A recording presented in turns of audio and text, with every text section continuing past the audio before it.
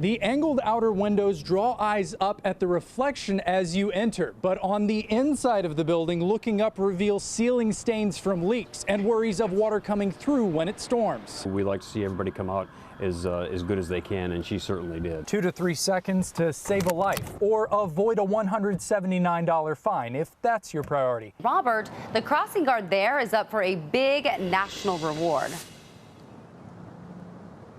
That's right. Arnold Pleaver is a former candle factory manager from New Jersey, but now he is a crossing guard here protecting this corner every afternoon. And he's also been nominated for Safe Kids Worldwide's America's Favorite Crossing Guard. Now, I watched Mr. Arnie at work this afternoon, and I found the parent who nominated him.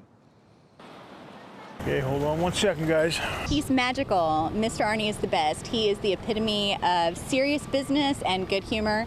He's our own personal Santa Claus. Okay. Thank you, Mr. Arnie. You're welcome. Have a good weekend, guys. Bye, Mr. Arnie. Bye. Have a good one. He is the most joyful start to our walking routine here to school. The kids are absolutely wonderful, okay? I know a lot of their names. We can talk to each other. We kid around with each other. And I like making sure they're safe. That's the big thing. He always makes sure we don't run across the street because sometimes people try to do that. It's not just about stopping the cars, but sometimes stopping you guys too. Yes, sometimes. Come over here and we'll give you a treat. Just about any dog that passes by, you will notice, will stop and sit down and wait for me to give them a treat. So they know. Oh yeah, they know. Good girl. He makes sure the traffic stays flowed. As you can see, the carpool line is pretty crazy all the time, and there's a lot of cars going in and out of carpool through this intersection. He makes sure all the kids get across safe, and the dogs do as well. Yes, puppy, I have your treat too. Mr. Arnie is also businesslike in a gentle and steady way and makes sure to look drivers in the eye and correct any wayward carpoolers, which I've seen, and it's funny. I just wanted to be a little bit more careful, a little bit more considerate. I had a woman the other day, I'm standing in the middle of the street with a stop sign up. The person was not out of the crosswalk, and they're trying to make their turn anyway. They have to be more considerate and understand that that person in the crosswalk has the right of way. I could think of no finer honor than him being the best, because we already know that he's the best in the country. They nominated me for Crossing Guard of the Year, so... You deserve it. You got my vote. And you can cast a vote too. We have information about this contest at CBS17.com. And if he wins, he's not the only one to get an award. The school will receive $10,000. Reporting live in Raleigh, Robert Richardson, CBS 17 News. Playing cards on your computer in the middle of the morning would get most of us in trouble. But this is one way 95-year-old Robert McMillan stays sharp. I play solitaire, I play crossword puzzles, and I visit with people. He started serving the community in 1949 after serving in World War II with the Marines. Originally a prosecutor, he became a defense attorney and believes he's represented more Wake County murder suspects than anyone else. People used to ask me, said, how can you represent that man or woman? I'm not dealing with morals, I'm dealing with law. Only God can deal with morals. For us to deal with morals is blasphemy. Faith is his key, and in March, McMillan preached at Pullen Memorial Baptist on the 100th anniversary of his parents joining that church. He still teaches Sunday school, and Pastor Nancy Petty told me McMillan leads by example. Living every day by the dictates of your conscience to treat every single person with the same kind of respect and dignity, regardless of who they are or where they come from or what they've done or not done. And he's always in a suit. They want their lawyer to look like a lawyer. And so I've always made a point of dressing up. He's hard to miss with his hat, cane, and messenger bag. The young women love to see this thing. I like to look my best when I go somewhere. In my house, I don't dress like this. Well, I do dress like this in my house, but I don't dress like this going to bed.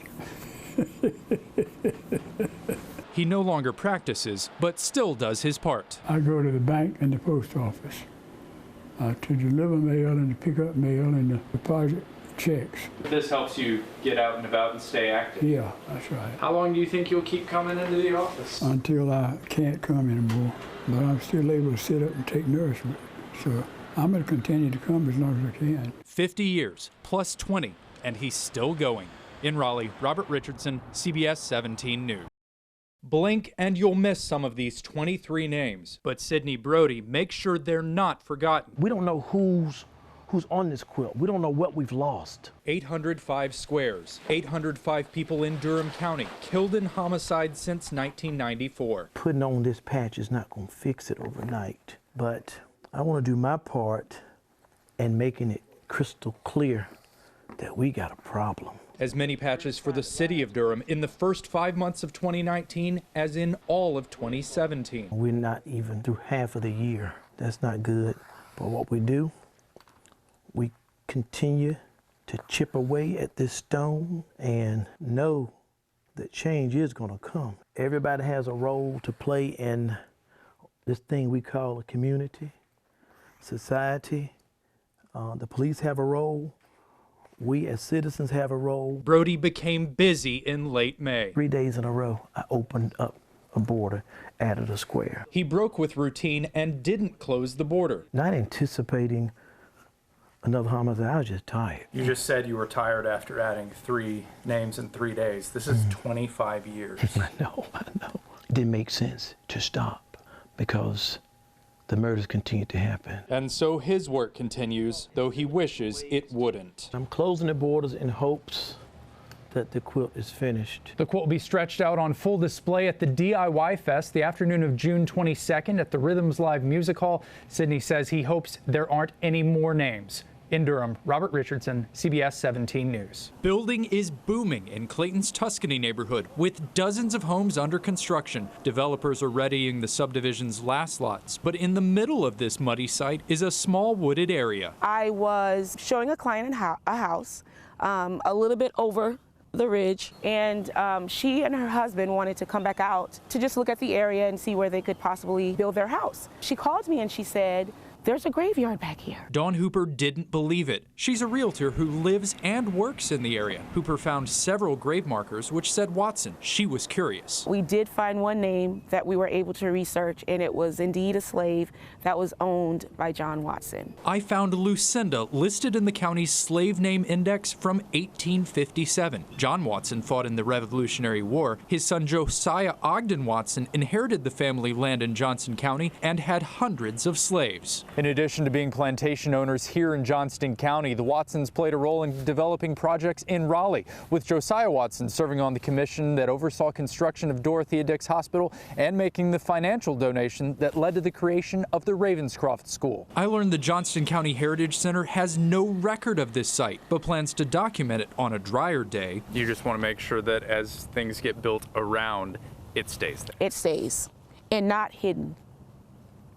We don't want it to be hidden. They've been hidden long enough. County officials told me this is a protected open space and will not be moved or disturbed. I was just fascinated to know that they gave their slaves a marked grave. It gives them an identity. It gives them a voice. It gave them a light. In Johnston County, Robert Richardson, CBS 17 News. Lego's kind of my life when I'm not at work. My wardrobe includes shirts with the patent, the U.S. men's soccer team in minifigure form, my favorite fan site brick set. Don't forget about me. Maybe you should take the rest of this. In minifigure form, let's grab a microphone and interview the designer of this massive building and a bunch of other New York City landmarks. I've just over the years developed a distinct style in building with Lego bricks and have turned it into a quite lucrative side gig. Jonathan Lopes works in book publishing. A new book about this collection comes out in May. This piece is the Brooklyn Bridge, and it is just under 17 feet long. I still have some work to do on it today. I have to put in the wires and the cables. Another master builder at Brick Universe is Rocco Butlier. His latest work, Mount Rushmore, makes its public debut right here in Raleigh. The cool thing is you can see models, landmarks rather, that are across the world, but on the same table, and sort of understand how they accurately size up relative to each other. It's become a full-time job for him, but many models this weekend come from amateur builders, bringing their own creations. We also have the fan zone area, which is for local builders, and they always bring stuff every year and provide that local representation. There are plenty of play zones for younger builders and older experts eager to share. Inspiring and meeting kids and hopefully having them and their parents leave here with a renewed appreciation for Lego as an artistic medium. Brick Universe is Saturday and Sunday at the Convention Center. In Raleigh, Robert Richardson, CBS 17 News.